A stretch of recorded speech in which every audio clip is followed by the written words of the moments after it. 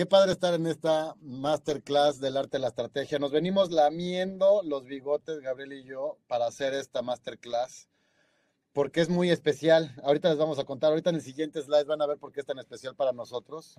Pero bueno, como siempre, queremos agradecer ampliamente a la Canirac. Ha estado ahí con nosotros desde hace muchos años, somos aliados estratégicos de ellos. Como saben, es el organismo que representa a los restaurantes ante el gobierno. También gracias a Soft Restaurant, que son el POS más popular de México.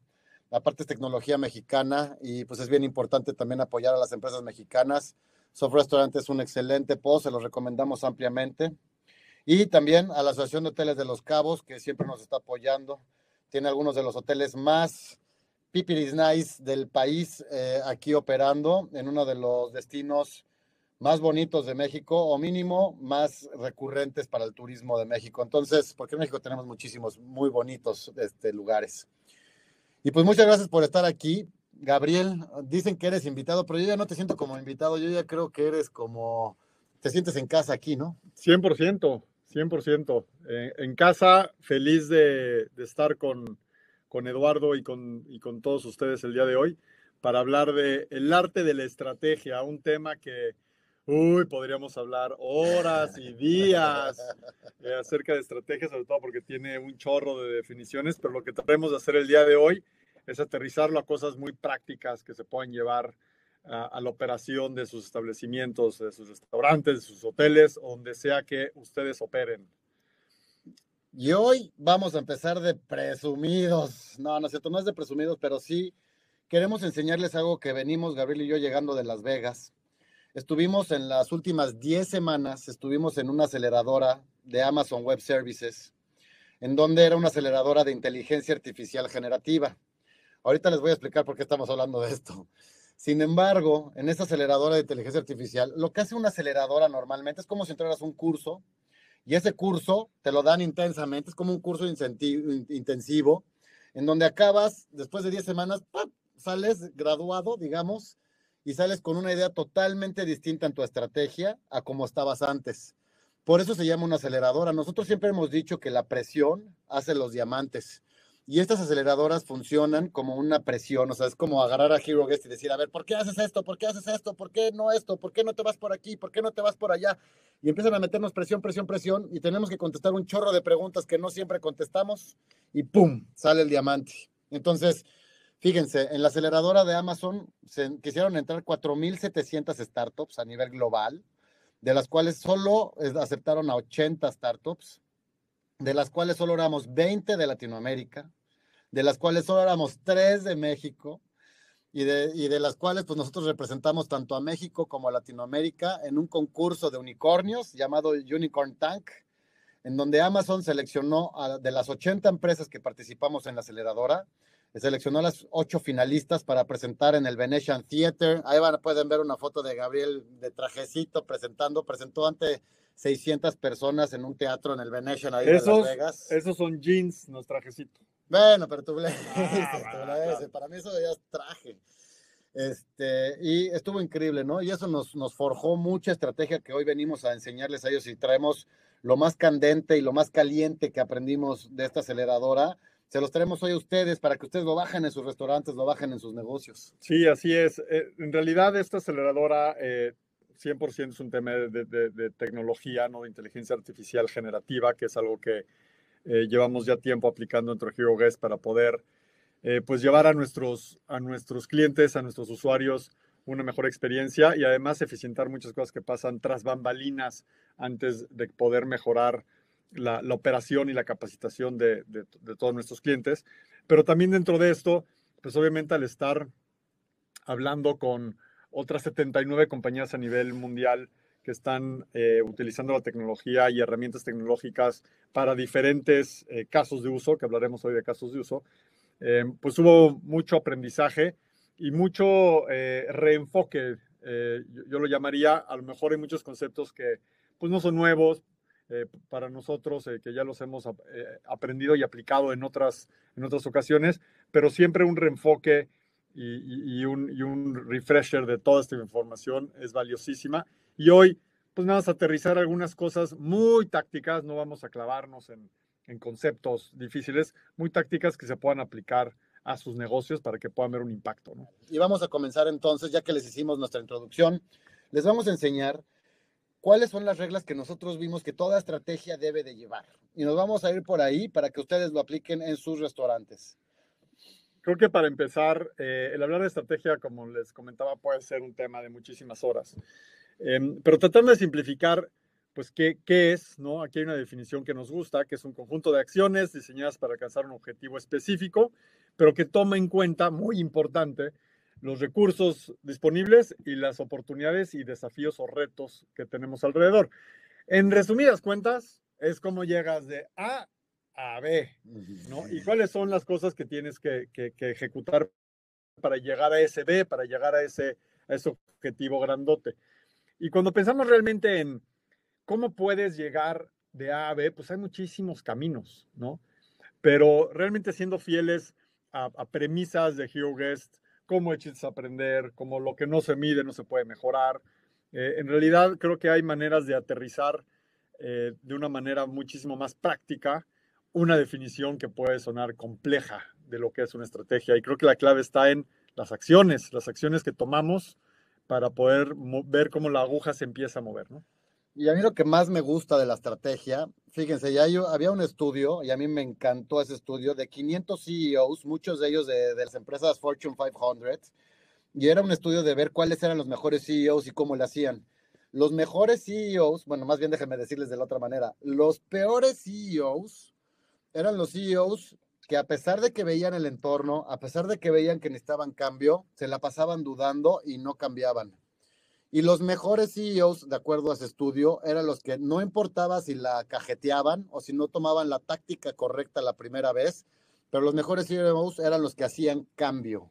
Y eso me encantó, porque realmente me abrió mucho los ojos en que muchas veces vale más la pena hacer un cambio y cajetearla a no hacer un cambio, ¿no? Y aquí empezamos con nuestra primera pregunta del día, luego de las que hizo nuestro famosísimo Santiago, en donde queremos saber de ustedes que si crean normalmente estrategias a partir de objetivos específicos de su negocio, o si hoy en día ya abrió el restaurante, está abierto el hotel y realmente no están haciendo muchas estrategias, realmente lo único que están haciendo es el día a día, la camotiza y la machaca, como sabemos, ¿no? O sea, queremos saber de ustedes si realmente se están metiendo en la parte de estrategia. A mí lo que más me gusta de la estrategia es que con creatividad se puede lograr un chorro, y me gusta mucho lo que dice de ahí, o sea, hay que tener en cuenta los recursos disponibles 100%, ni modo que yo diga, vamos a hacer una estrategia en Hero Guest de tener mucho brand awareness y entonces vamos a salir en cada espectacular del periférico. Pues sí, pero no nos alcanza porque cada espectacular del periférico ni está disponible, ni cuestan un montón, tal vez ni es la estrategia correcta para Hero Guest, entonces no estoy necesariamente analizando mi entorno, no estoy analizando otras oportunidades y no estoy analizando mis recursos disponibles. Pero si me pongo creativo y digo, oye, voy a regalarle una playera a cada comensal que vino en la noche de Navidad con el logo del restaurante, y entonces tal vez ya tengo 10 mini anuncios usando mi playera por diferentes lados, tal vez algo que me alcanza más fácil de ejecutar. Dije una tontería de hacer como playeras versus espectaculares, pero el punto es que la creatividad es donde importa y hay que ser muy creativos. Entonces, vamos de lleno, Gabriel, si te parece, con la primera regla que bajamos como las reglas de oro de la estrategia. Y lo primero de lo que nos gusta hablar es, pues, que todo comienza con un caso de uso. Ahora, esto no es necesariamente estrategia tradicional, ¿no? Y quiero insistir en ese punto. Pero si hablamos de herramientas y de cómo aterrizarlo, es muy diferente el simplemente tener un objetivo y planteártelo y decir, bueno, yo quiero subir las ventas y yo quiero que mi personal rote menos y yo quiero que haya una frecuencia de mis clientes y una lealtad de mis clientes. Y otra cosa es realmente entender y ponerse en los zapatos del cliente y definir un caso de uso o diversos casos de uso, que ahorita vamos a platicarles qué son y cómo definirlos, para entonces poder establecer cuáles son las acciones específicas que vamos a tomar en base a esos casos de uso para poder llegar al resultado que uno está buscando. El caso de uso no se usa en restaurantería, ¿estamos de acuerdo? No, mira, yo en realidad este tema de caso de uso bueno, a lo mejor nuestros amigos y amigas nos sorprenden y sí lo usan. Exacto, sí, sí, sí. Pero este tema de caso de uso surge, eh, de hecho, de la teoría de desarrollo de software, ¿no? Es algo que, pues en mis años trabajando en tecnología, tanto obviamente en HeroGuest muchos años, como en Expedia antes de eso y otras empresas, todos son casos de uso, porque estás realmente definiendo cuál es el problema que quieres atacar y cómo lo solucionas a través de un desarrollo tecnológico. Pero creemos que existe una aplicación al día a día de un restaurante, ¿no? Al día a día de un hotel, al día a día de una tienda de retail. Eh, y si nos quitamos un poco el preconcepto de que tiene que ser aplicado solamente en tecnología, pues en realidad lo que lleva de la mano de una definición de un caso de uso es definir un problema en base a lo que el cliente o la persona donde quieres agregar valor necesita. Y por ende, 100% tiene aplicación en restaurantes. De acuerdo, y a mí me encanta, fíjate, una de las maneras, y esto es en un curso de creatividad que tomé en Australia y en varios cursos de creatividad que he tenido la oportunidad de estar, cuando te dicen que tienes que ser creativo, una gran estrategia es cruzar industrias. Por ejemplo, yo en la industria restaurantera puedo aplicar una táctica que usan en la industria de retail y me sirve muy bien. Ahorita estamos usando una táctica que se usa mucho en la industria de tecnología para restaurantes. Fíjense, aquí pusimos unos casos de uso estratégicos. Realmente no nos metimos al caso de uso exactamente como se escribe en tecnología, porque ahí ya tienes que pensar en protopersonas, tienes que pensar en otro tipo de cosas que ahorita no les vamos a enseñar por cuestiones de tiempo. Sin embargo, sí nos vamos a poner en los zapatos del gerente o de la tienda y vamos a decir, ok, estratégicamente como caso de uso, queremos incrementar ventas sugestivas. O dos, queremos incrementar el tráfico en tienda. O tres, queremos mejorar la retención de los empleados. Yo creo que todos ustedes, de cierto modo, alguno de esos tres casos de uso les puede hacer sentido. Ahora vamos a ver qué sigue. Ok, el caso de uso de incrementar ventas sugestivas. ¿Qué tácticas puedo yo usar en el restaurante o en el hotel para mejorar mis ventas sugestivas? Uno, pues necesito capacitar, ¿no? O sea, no me queda de otra más que enterar a la gente que tienen que vender más o que tienen que hacer algún tipo de venta sugestiva. Entonces, capacitación es una táctica que yo pondría de inmediato para incrementar ventas sugestivas. ¿Qué otra táctica podría? Pues tal vez hacer nuevas bebidas de temporada. Estábamos pensando ahorita que vienen las posadas, hace frijol, hace frito y demás, y siempre a la gente le gusta mucho las partes de las temporalidades. Vamos a inventar que hacemos un ponche restaurantero, ¿no? En las bebidas de temporada. O nuevos postres. Vamos a inventar que ahorita es el momento perfecto para meter un postre que traiga algo caliente o que me recuerde a un árbol de Navidad o me recuerde a Santa Claus o lo que sé yo. ¡Ho, Pero, ho, ho! pero el punto es que son pretextos para realmente llegar a mi caso de uso de incrementar ventas sugestivas. Ahora, ¿qué herramientas puedo yo usar? Y eso es lo que hablábamos en la definición de estrategia. Necesito saber cuál es mi entorno y mis recursos. ¿Qué herramientas puedo yo usar para capacitar, para poner nuevas bebidas de temporada y para hacer nuevos postres? Pues necesito hacer un nuevo menú y necesito usar HeroGuest, por ejemplo, que HeroGuest lo pusimos aquí como una herramienta de capacitación que, como saben, es lo que es. ¿Y qué data voy a medir? Pues voy a medir el número de cursos tomados para ver si la gente realmente está capacitándose y voy a medir las ventas en el post, por ejemplo, Soft Restaurant, como lo estábamos diciendo, ¿no? Voy a ver si se está vendiendo este ponche que yo hice o este postre en forma de arbolito de Navidad que yo hice y quiero ver cómo se vende. Y la data es bien importante. Muchas veces lo que yo he visto en restaurantes es que llegamos con mucha energía en el paso del caso de uso y decimos, vamos a incrementar ventas sugestivas, ¿sí? Veo que se les echa ganas a la táctica, ¿sí? Después veo que se implementan algunas herramientas, ahí es donde se empiezan a caer los soldados. Y después veo que no hay data o seguimiento detrás de la data.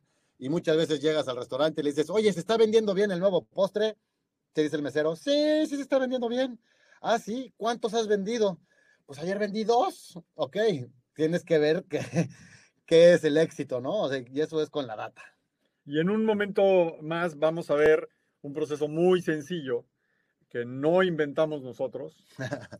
Y verán por qué el chiste. Estamos hablando de algo milenario, pero pues al final el cómo se hace ciencia cambia todo. Y si seguimos paso a paso un proceso de experimentación, y ahorita lo vamos a ver con algunos ejemplos, pues entonces todo esto que está hablando Eduardo empieza a tomar relevancia, porque si realmente estás tratando de generar un cambio a través de aplicar cierta táctica utilizando los recursos que tienes a tu disposición y lo tienes que medir, pues dependiendo de cómo lo midas y qué hagas con esa información después, entonces puedes mejorar o no vas a mejorar. 100%. Entonces, a ver, ahí nos pone Antonio Adame, nos pone, para nosotros sería segmento de mercado. No, fíjate, Antonio, te voy a decir un poquito más cómo sería un caso de uso un poquito más ejemplificado. En incrementar ventas sugestivas, yo pondría como caso, o sea, el caso de uso es qué quieres que le pase al cliente, ¿no? Entonces, el cliente debería de decir, quiero tener una experiencia de restaurante en donde consuma desde entrada hasta postre. Entonces, ya ahí yo acabo de ver con el caso de uso cómo le hago para venderle pues las entradas, las bebidas, los platos fuertes y el postre. Entonces, así es como yo podría abordar esto, ¿no? Quiero que mi cliente viva toda la experiencia de mi restaurante. Sé que tú nos visitas desde un hotel, podría ser también visitado desde, yo quiero que mi cliente desde el check-in hasta el check-out traiga una sonrisa en la boca, como con las albercas a temperatura, con room service disponible, con los restaurantes bien señalizados donde están, etcétera, etcétera. O sea, tiene que haber una estrategia detrás para poder lograrla con tácticas y data. Se va a hacer más claro todo conforme vayamos avanzando. Yo ahorita el caso de uso, para que no se hagan bolas, lo llamaría casi igual a un objetivo. Vamos adelante. Fíjense, ya que tenemos el caso de uso como lo estábamos hablando en el pasado, nos vamos a la regla número 2, que quiere decir, ok, yo ya sé que quiero ventas sugestivas, ya sé que voy a vender, lo voy a hacer a través de capacitación y unos nuevos ítems de menú. ¿Y ahora qué hago? Y ya sé cómo lo voy a medir. Voy a medir horas de capacitación o cursos capacitados y voy a medir las ventas en el post de los nuevos productos. Perfecto, ya tengo mi primer plan de acción. Excelente, ahí va mi estrategia avanzando. La 2 es ejecuto. Ahora tengo que hacer que los meseros lo ofrezcan, tengo que hacer que en cocina hagan el ponche, tengo que hacer que en cocina inventen un arbolito de Navidad / postre. Entonces tiene que suceder eso y eso no sucede gratis. Tiene que, tal vez usaría los mismos ingredientes que ya tengo en el almacén, tal vez necesito nuevos ingredientes, entonces hay compras, ya juega un factor. Es difícil si te lo haces difícil, es fácil si te lo haces fácil. Ahora sí que ahí depende de cada negocio. Pero el punto es que el segundo punto, que es esta regla número 2, es ejecuto, mido y ajusto. Y ahí, Gabito, nos vas a hablar de este sistema milenario que tanto ha funcionado. El método científico, voilà. De regreso a la escuela me siento cuando lo vi por primera vez, pero en realidad les cuento que siguiendo el método científico, esto es algo que yo empecé a utilizar cuando trabajaba en Expedia, en donde todo era a través del método científico. Ahora, fíjense por qué cuando hablamos de medición o de ejecución, medición y ajuste, está relacionado a esto y cómo se relaciona a lo primero que estábamos hablando, que son casos de uso, y cómo esto te lleva de una estrategia de querer mover ciertos factores dentro de su negocio a realmente poderlo ejecutar. El método científico habla de que primero tienes que tener una observación. Después de que tienes una observación, entonces te planteas un problema y creas una hipótesis. Si hago esto, genero esto, ¿no? Esa es una hipótesis. Pero hay que tomar en cuenta o llevar a cabo un experimento para entonces darte cuenta si esa hipótesis que fue desarrollada o diseñada en base a esa observación es verdadera o falsa. Y eso te lo va a dar un resultado. Y dependiendo de eso, entonces decidir si lo sigues haciendo o si ajustas. Un ejemplo. Les voy a poner un ejemplo primero de cómo aplicaba en mi vida pasada, hace muchísimos años, en donde yo estaba a cargo de todo el área de marketing y desarrollo de las aplicaciones móviles de Expedia, del grupo, todas las marcas de Expedia. Entonces, un ejemplo muy sencillo. Tú vas a reservar o planear un viaje en la aplicación móvil de Expedia y lo que nosotros queríamos era que la persona que llegaba terminara haciendo una transacción. Y entonces, nosotros observamos que en cuanto poníamos más información en lo que se llama el home, ¿no? La entrada de la aplicación, la conversión disminuía. O sea, más información, menor conversión. Más información, esa fue la primera observación. Okay. La segunda observación fue, ok, pero ¿qué tipo de información? ¿No? Porque eso es todo el chiste. Y entonces se generó una hipótesis. El planteamiento del problema fue la conversión está bajando. Y generamos una hipótesis que decía, si ponemos información relevante acerca de un posible destino, entonces la conversión va a aumentar. ¿Por qué? Pues porque yo voy, me dan información que me ayuda a mi planeación y entonces termino reservando un viaje. Esa fue la hipótesis y ese fue el experimento que hicimos. Oh, sorpresa, el resultado de eso fue que no estaba aumentando la conversión. Teníamos dos posibilidades. Es decir, quitemos todo o ajustar y seguir midiendo. La decisión que tomamos fue ajustar y seguir midiendo. ¿Cómo ajustamos? En lugar de poner en nuestro primer experimento, llamémoslo A, información acerca del destino que te platicaba, cómo llegar, cómo ir, qué hacer, etcétera, lo cambiamos a serie de posibles destinos en base a un patrón de búsqueda. Es decir, si yo estaba buscando playas, dame cierta información de posibles playas a las que puedo ir, pero no me lleves por un túnel de información. Nada más preséntame cierta información que yo con un clic me pueda llevar a un área de reservación. ¿Y qué creen? Esa fue la segunda hipótesis, el segundo experimento que hicimos y la conversión aumentó. Entonces, la conclusión de eso fue, en el momento en que tú le das al viajero información acerca del destino o posibles destinos a donde quiere ir en base a su patrón de búsqueda, en lugar de echarle choro e información del destino específico, entonces la conversión aumenta porque la gente ya está animándose a buscar en diferentes lugares y lo estás llevando por ese funnel, por ese túnel de llegar a hacer clic y comprar. Es un ejemplo aplicado en Expedia donde hacíamos todo regido en base al método científico. Me encanta porque fíjate, o sea, yo no lo había escuchado este ejemplo, Gabriel no me lo quiso contar para que fuera en vivo, pero me encanta porque, a ver, está lógico el primer planteamiento. El primer planteamiento es, oye, a ver, si estás buscando un viaje a Silao, pues quiero saber todo lo respectivo a Silao. Sin embargo, si estoy buscando un viaje a playas y me pones diferentes playas, pues me prendo más. Entonces, yo creo que lo que pasó con la psique del consumidor ahí fue que no estaba en un momento, en ese entonces, cuando estaba en el home de Expedia, no estaba en un momento de llegar a profundidad en su viaje, sino estaba en un momento de opciones, ¿no? Correcto.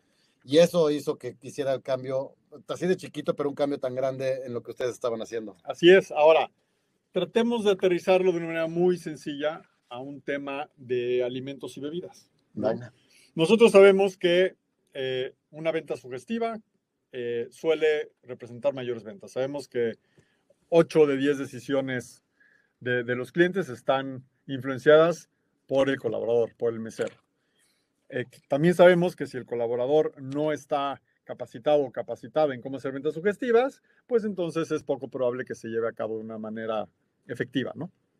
Entonces, a lo mejor la observación puede ser que yo veo que uno de mis colaboradores, colaboradoras, suele ofrecer algo al comensal y esa persona está vendiendo más. El cheque promedio está aumentando y está logrando posicionar una bebida, por ejemplo, como una venta sugestiva.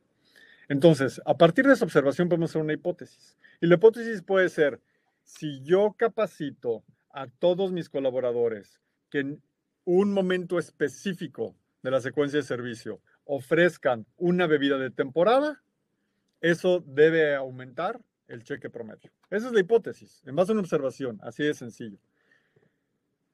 Para realmente poder saber si eso funciona o no, porque la lógica diría, claro que va a funcionar, ¿no?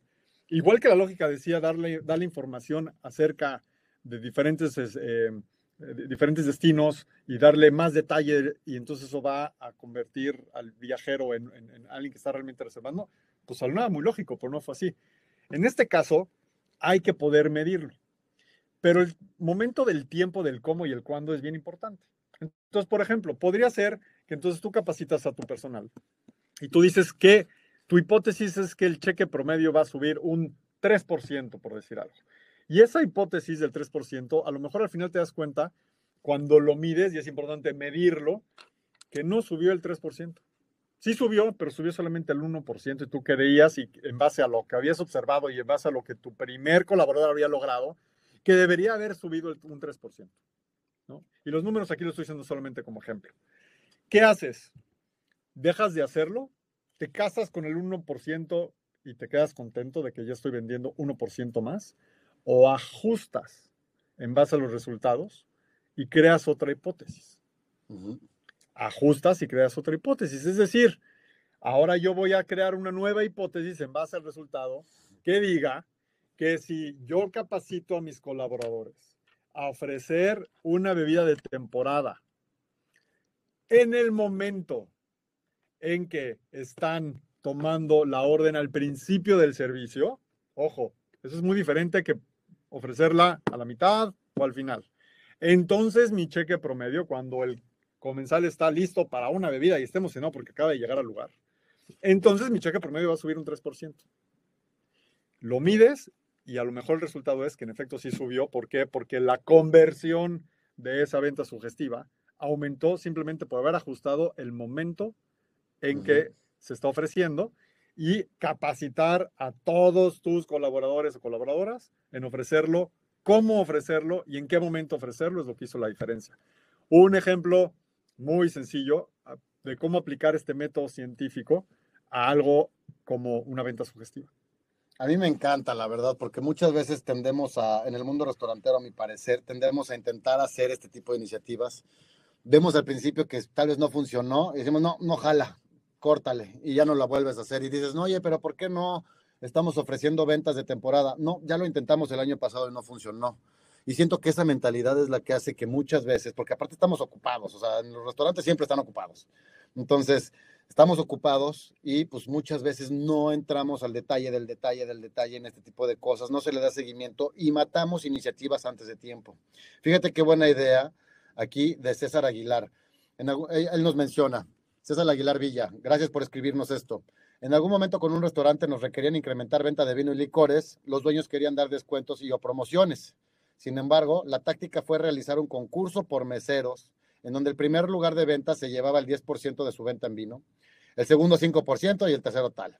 El punto es que la venta incrementó 30% y así los colaboradores se llevaron bonificaciones, se incrementó el número de clientes y la satisfacción de los colaboradores. O sea, una estrategia bien llevada te puede hacer que todo un Q o todo un trimestre te cambie la cara.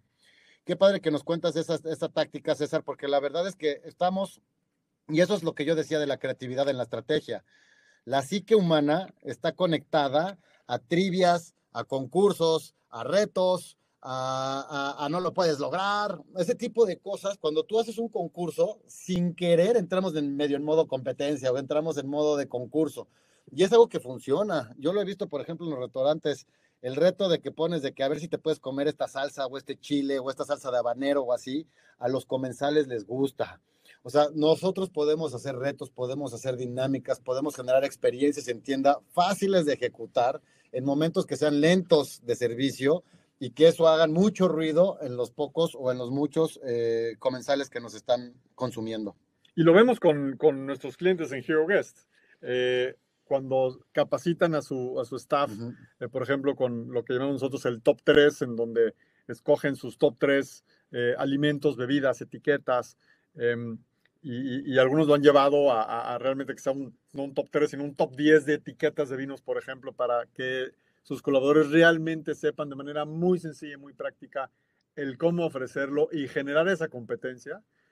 Pues se ven los resultados claramente, ¿no? En donde no solamente aumentan las ventas de cheque promedio, sino que la motivación del colaborador de una competencia sana trae resultados magníficos. Y por eso nos dice Enrique Pérez, trabajo como gerente de restaurante, siempre hay un área de oportunidad para mejorar.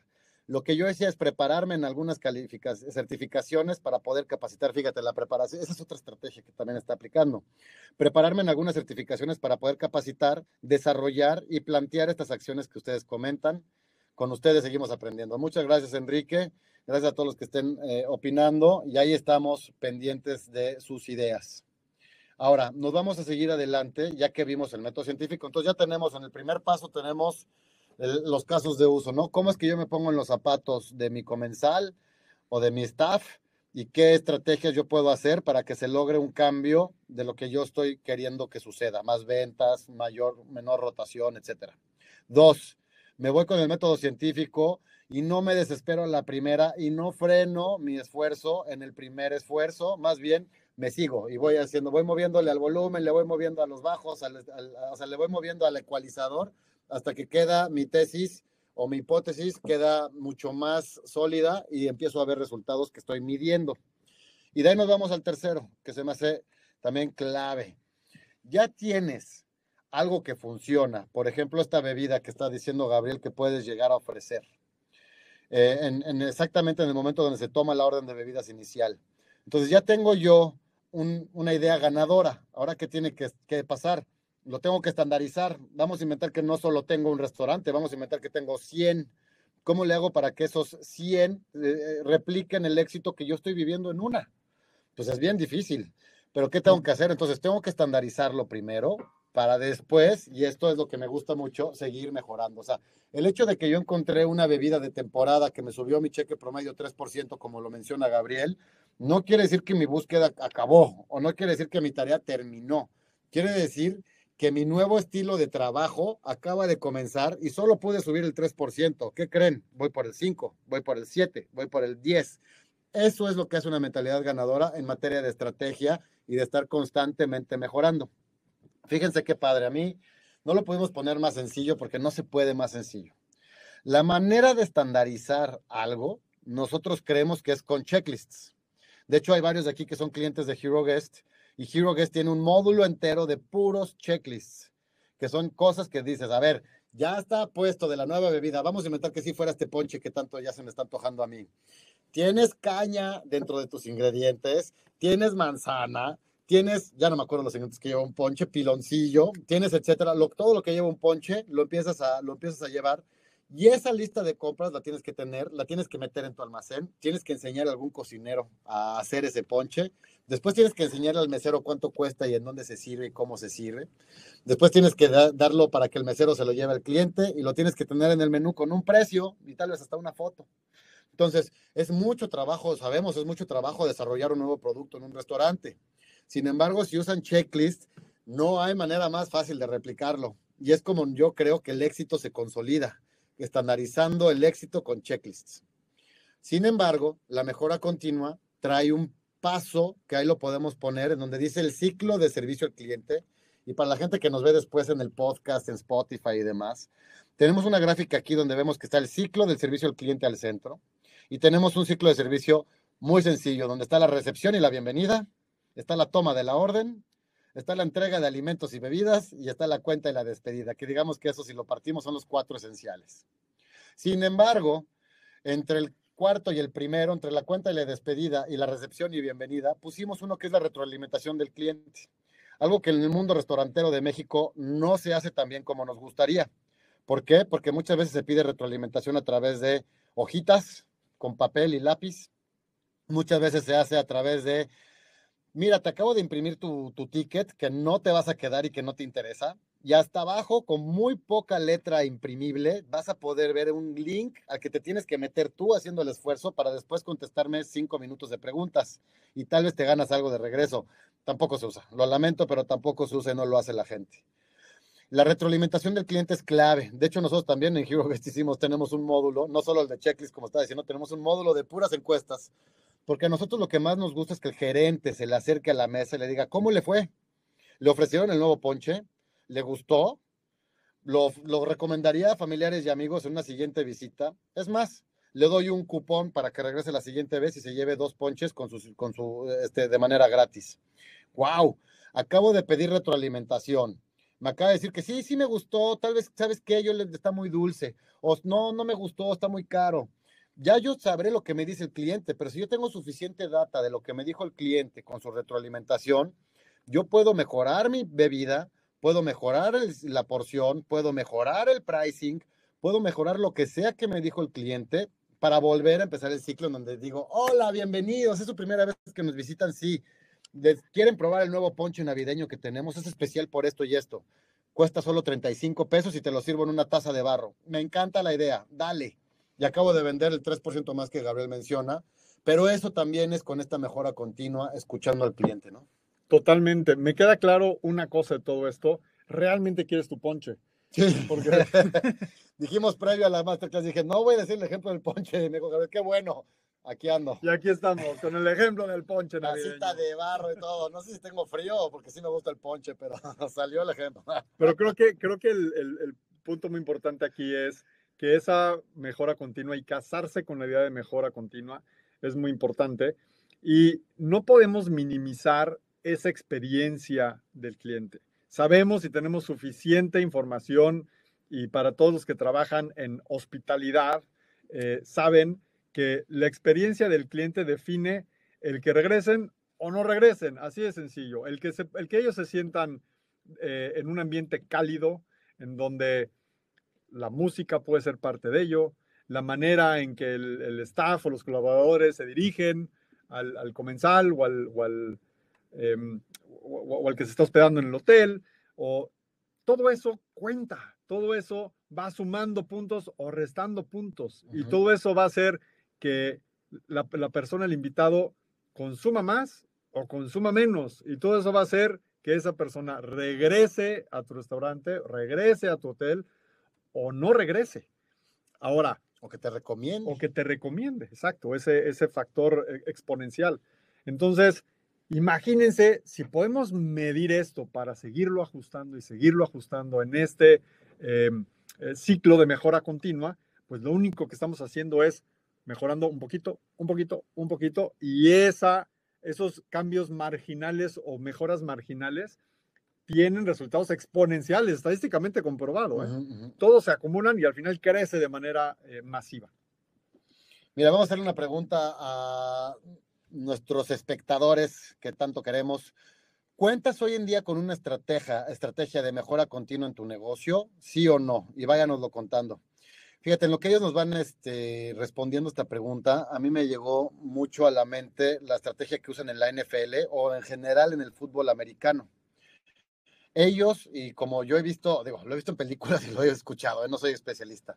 Sin embargo, lo que he visto que meten de cultura a sus jugadores es que vayan una yarda a la vez. Avanzas una yarda, excelente. Avanzas una yarda, o sea, es como poner el pie enfrente del otro, casi como ellos lo enseñan. Si tú estás pensando en avanzar de yarda en yarda, si estás pensando en avanzar. Y si estás pensando en avanzar, tal vez de repente no avanzas una, tal vez avanzas dos, tal vez avanzas tres, pero mínimo una. O sea, eso es no retroceder, es casi la Biblia. Y eso hace que pues tengas esa hambre de aunque sea avanzar 30 centímetros o lo que sea que quieras avanzar. Y no me acuerdo el año exactamente de esto, pero os cuento rápidamente. Sí me acuerdo del nombre, que se llama Dave Braceford, que es un coach de ciclismo que el equipo británico de ciclismo lo trae cuando Inglaterra no ganaba nada y le pone un objetivo muy importante que era ganar el Tour. Ándale. Y entonces él dice, el objetivo era, hablando de objetivo, hablando de tiempo, hablando de hipótesis, que lo tenía que ganar en 5 años, ¿no? Y entonces, ¿qué hizo esta persona? Empezó a medir con una mentalidad de mejora continua absolutamente todo. Empezó a medir las llantas, cómo estaban infladas, empezó a medir la posición del asiento, empezó a medir inclusive el tipo de almohadas que usaban los ciclistas para saber cómo estaba su descanso, el tipo de gel que utilizaban a veces para hidratarse, exacto, el que consumen. El que consumen, y todo lo fue midiendo, haciendo experimento, medición, y todo esto era esta filosofía de un cambio incremental del 1%. Le llamamos su teoría del 1%. Si podemos mejorar un 1% cada vez, la agregación, así se llama la teoría, la agregación del cambio marginal te va a dar un crecimiento exponencial. El resultado de todo eso fue que al final no ganaron el Tour en 5 años, lo ganaron en 3, y después de eso se vino esta camada de ciclistas ingleses que dominaron las Olimpiadas, no solamente en las de Londres, sino las siguientes, y no han parado desde entonces de estar siempre en el top 3 mundial. Simplemente de una teoría de mejora continua con medición, porque si no lo mides, no lo puedes mejorar, y casado con la idea de que si se podía ir mejorando poco a poco, podían ver el resultado que querían. Me encanta lo que acabas de decir, creo que es súper cierto. Y aprovechando que pues ahorita acabamos de hacer la pregunta de cuentas con una estrategia de mejora continua en tu negocio, 57% nos ponen que no. Yo creo que este es un excelente momento para decir, ok, bueno, no me voy a preocupar, voy a cerrar el año 2024 como debe de ser, y en 2025 ya voy a empezar mi planeación hoy, para que en 2025, el 1 de enero, llegue yo haciendo una estrategia de mis casos de uso, mi método científico, y mi mejora continua. Y acuérdense que nosotros siempre lo que buscamos en las masterclasses es dejarles qué van a hacer diferente el día de mañana, ¿no? O sea, eso es lo importante, porque si no hacen nada diferente el día de mañana, esta clase pues pudo haber estado entretenida, pero no logró algo significativo en su negocio, que es lo que estamos buscando.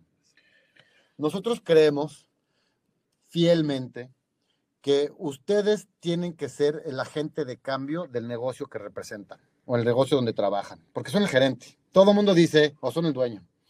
Todo el mundo dice, el gerente es el líder de la tienda. Y eso se lo achacan a todos ustedes todos los días, todas las veces. ¿Cierto o falso?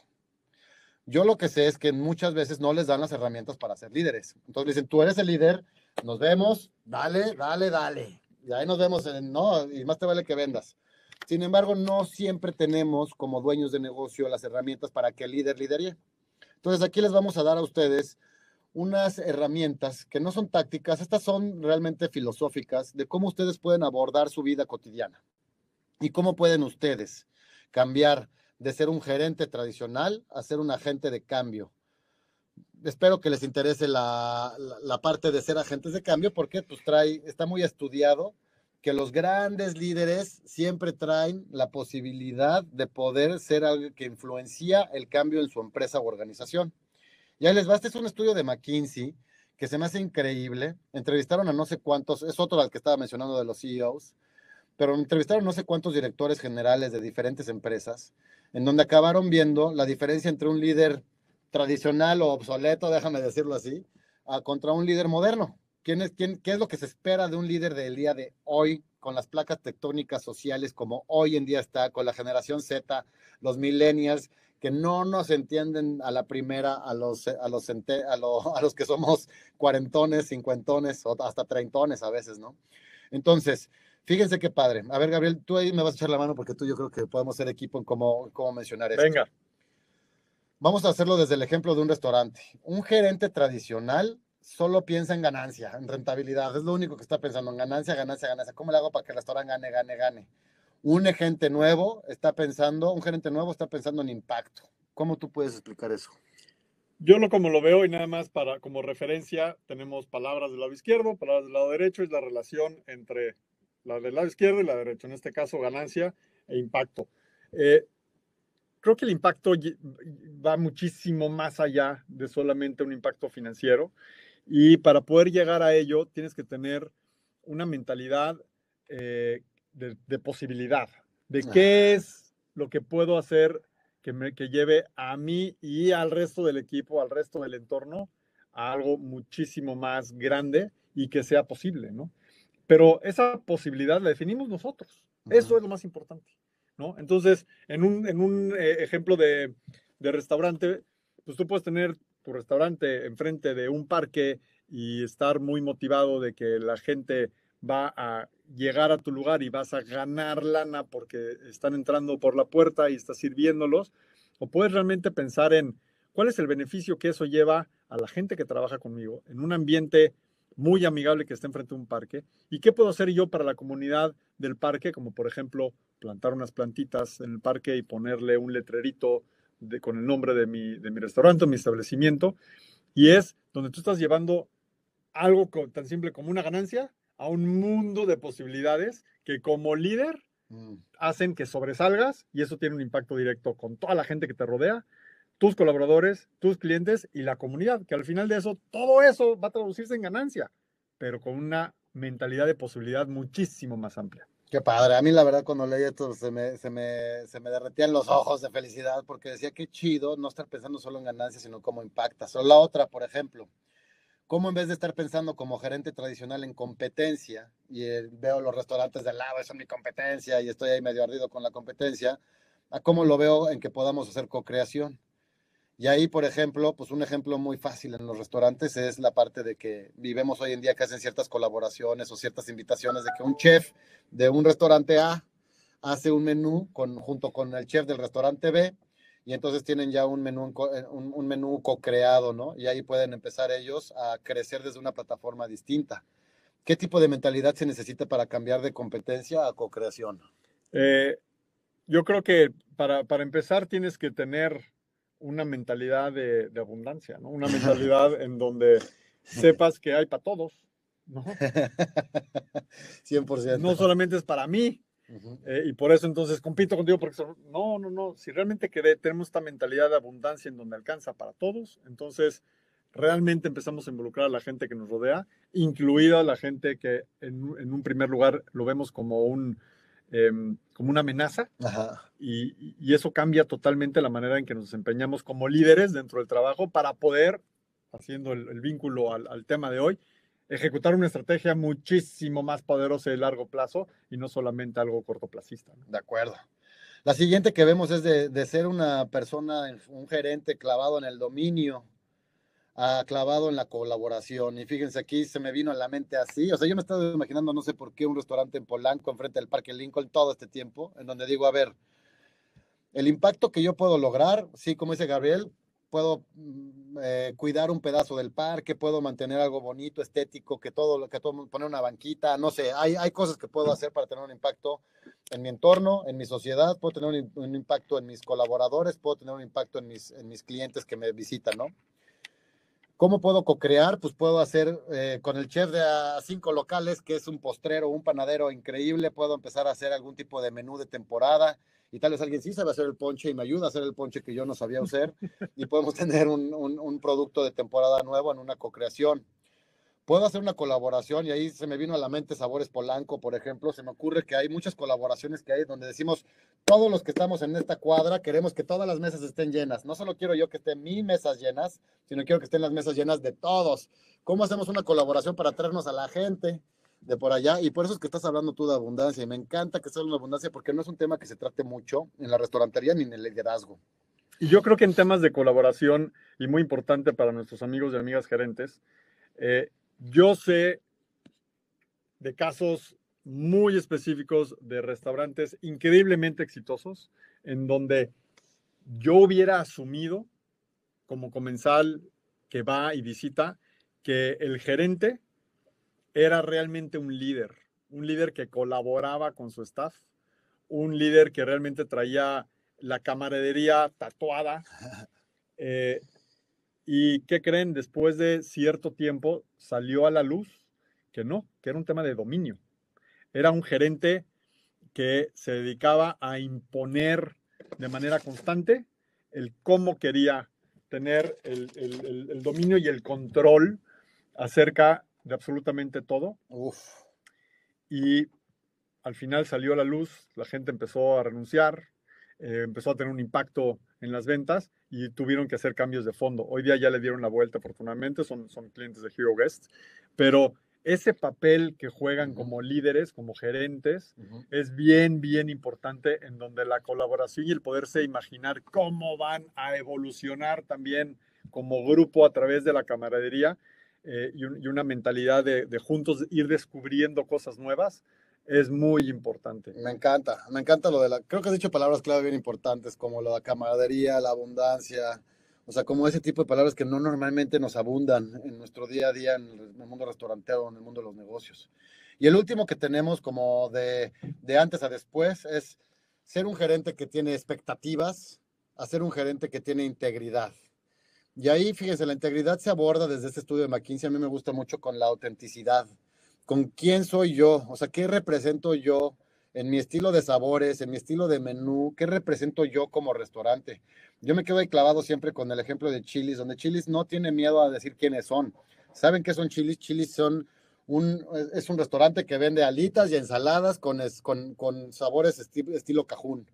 Y así se pueden describir, y así lo son, y esa es su autenticidad. Además son divertidos, son casuales, etcétera, ¿no? Y esa integridad que tienen los restaurantes, que realmente tienen una personalidad muy marcada, son increíbles. A diferencia de los restaurantes que no tienen esa personalidad marcada y que realmente el gerente lo que tiene es expectativas, yo quiero vender, pero no está pensando en la autenticidad de la personalidad de su marca. Y cuando no estás pensando en la personalidad de tu marca, realmente pues no le cae bien. Al cliente le tiene que caer bien tu restaurante como si fuera una persona casi casi. Y eso hace que seas una persona íntegra. No solo con la parte de que el gerente sea íntegro, pero pues la integridad también viene de cómo puedes tú tener un mejor sourcing, comprar mejor, tener mejores ingredientes, Gabriel batalla mucho, por ejemplo, porque no hay muchos menús vegetarianos. Sabemos que no es muy común en México que hayan menús veganos, sabemos que no hay mucho que sea para los lactose intolerant, que sea gluten free, o sea, sabemos que no tenemos muchas veces esa inclusión íntegra, pero tenemos muchas expectativas de venta. Entonces, como gerente nuevo, independientemente de quién sean sus clientes, hay que tener esa mentalidad de integridad como humano para servir, ¿no? Porque estamos en la industria del servir. Y de manera auténtica, ¿no? Creo que la autenticidad también es una parte muy importante de todo esto, en donde si realmente vamos a movernos hacia un servicio íntegro como líderes a nivel personal, el ser auténticos, pero el ser auténticos de una manera que realmente lleve, como decíamos hace rato, a algo muchísimo más grande que el beneficio propio y que sea de abundancia, de camaradería, de impacto. Como humano. Como humano, empezando con nuestros colaboradores, porque ellos son la fuerza que va a ir moviendo el negocio hacia adelante. Vamos a hacerles una pregunta, la final. No, son dos preguntas, esta y otra, pero iba a decir la semifinal entonces. ¿Cuál consideras que es el principal atributo de un agente de cambio? A ver qué opinan ustedes, porque hay muchos, digo, y no se puede ser todo. Cada quien tiene que buscar dónde están sus fortalezas y jugar hacia ellas, o dónde están sus pasiones y jugar hacia ellas. No veo que estén contestando, ahí creo que ya la tengo. A ver, ¿cuál consideras que es el principal atributo de un agente de cambio? Puede ser la visión a largo plazo, puede ser el pensamiento estratégico, puede ser la comunicación clara y asertiva, puede ser la inteligencia emocional, la resiliencia. De lo que estamos viendo es que el 100% ahorita han puesto nada más dos, han puesto comunicación clara e inteligencia emocional. Ya llegó una tercera, pensamiento estratégico. Qué padre que lo tengan tan claro. La verdad, a mí me gusta ver que el 57% de ustedes está diciendo inteligencia emocional como uno de los factores relevantes y comunicación clara y asertiva, que creo que van de la mano, porque al final del día, si yo tengo inteligencia artificial, estoy muy clavado con Las Vegas, perdón, si tengo inteligencia emocional y comunicación clara, yo creo que tengo un combo bastante ganador, no solo para mi restaurante, creo que para mi vida en general, para mi pareja, para mis hijos, creo que en general lo que están diciendo funciona muy bien. Entonces, qué bueno que tengan tanta claridad, eso nos da mucho gusto, siempre nosotros amamos a los restauranteros, a los hoteleros, o sea, y siempre el saber que ustedes están ahí echándole diario las ganas enfrente del comensal, a nosotros nos inspira mucho para poderlos inspirar a ustedes después a cambio. Estamos llegando ya casi al final de nuestra conversación.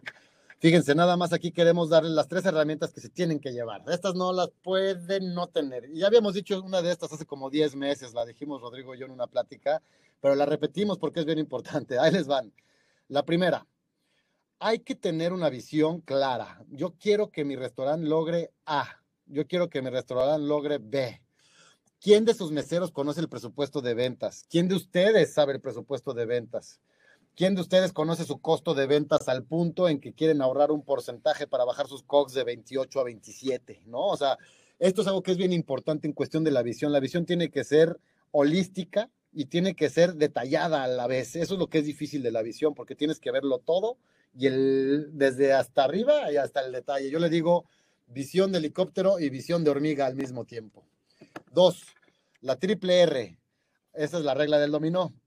Es una grosería, lo disculparán, pero en el dominó, como a mí me enseñaron mis tíos a jugar, es repite, rechingue y rejoda. O sea, que si yo tengo 4 doses, yo te voy a mandar un 2, después te voy a mandar otro 2, te voy a mandar otro 2 y te voy a mandar otro 2 para que pases. Tengo que estarte repitiendo. En el mundo que estamos diciendo nosotros, es bien importante nada más que ustedes repitan y repitan y repitan su visión, la repitan. Oye, queremos vender tanto, queremos hacer esto, queremos hacer. Tienen que repetirlo y repetirlo y repetirlo y repetirlo o no sucede. Tienen que estar clavados con lo que están realmente visualizando, y si eso es que el cliente que los visita en su hotel, en su restaurante, lleve la mejor experiencia, tienen que verlo y repetirlo Diario, todos los días. Y por último, el tómate el Kool-Aid, que ese no es tan obvio, pero el tómate el Kool-Aid nosotros lo usamos porque ya cuando toma el Kool-Aid le decimos que te la tienes que creer. Hay un dicho que dice que para ser torero tienes que vestirte como torero. Básicamente eso es el tómate el Kool-Aid, porque fíjense, normalmente nosotros llegamos, voy a decirles una cosa que a mí me sucedía cuando yo tenía mi restaurante, por ejemplo. Música en vivo, vamos a meter la música en vivo. ¿Qué día? El jueves. Ok, el jueves metemos la música en vivo. Perfecto. A los 5 jueves que no vi más reacción de gente, dejé la música en vivo. lo que debí de haber hecho es tomarme el culé de la música en vivo y tal vez no solo hacerlo un jueves, hacerlo todos los jueves, todo el año. Y es más, tal vez meter música jueves, viernes y sábado. O sea, tal vez debí de haber hecho lo que Gabriel me decía, ¿no? Al principio que decía, tienes que estar cambiando y cambiando tus Ajustando. hipótesis y ajustando. Entonces, yo nunca ajusté y me perdí una gran iniciativa, eso fue hace muchos años, pero me perdí una gran iniciativa, que era la música en vivo, porque lo intenté 3, 4 veces, me dolió el codo, no me alcanzaba y la quité.